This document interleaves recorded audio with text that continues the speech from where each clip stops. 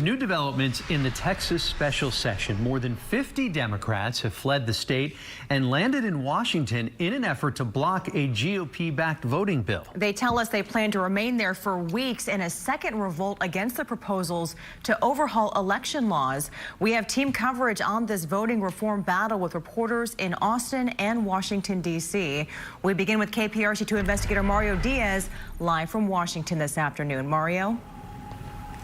And major developments here in the last 90 minutes, specifically back in Austin, where a measure was taken, voted on by House Republicans to have arrest warrants issued for the Democrats here in Washington, D.C. Now, I will tell you that it was quite the scene here this morning on the steps of the U.S. Capitol. More than 50 House Democrats showing up in force to make a headline, not only back home in the Lone Star State, but nationwide about voter reform. They want new legislation with regards to voter reform passed at the national level. Now, all of the Democrats fleeing Texas in the last 24 hours to stop this special session, and they did so by breaking quorum.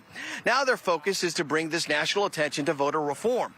The drastic and law-breaking measure designed to bring more attention from the U.S. Congress to implement new laws that will force the state to conform to federal law. Again, this is a law-breaking measure, and a vote to issue arrest warrants has taken place back home at the Capitol. You concerned about getting arrested? Only if I go back in Texas. I mean, the arrest would be a civil arrest. They could drag me back into the chamber, but I plan on staying out of Texas and not come back until Congress acts. Is that on your mind at all? It's always on everybody's mind. Sure. I mean, potential to being arrested. Of course. It's possible that not only going back to Texas would cause arrest, but maybe going to a state where there'd be reciprocity from a Republican governor or a Republican attorney general to try to arrest us. All of that is on our minds all the time. How long can the Texas Democrats hang out in Washington, D.C.? Currently, we're scheduled to be here through August 7th, which is the last day of the first call session. I got to be honest with you. Yeah. I flew up with a couple of the Democrats. Yeah. They packed very lightly. They didn't pack for the long haul. Well, I packed for 30 days, so, I don't know how they did it. Yeah, that's obviously that's the question here is how long is everything going to play out for?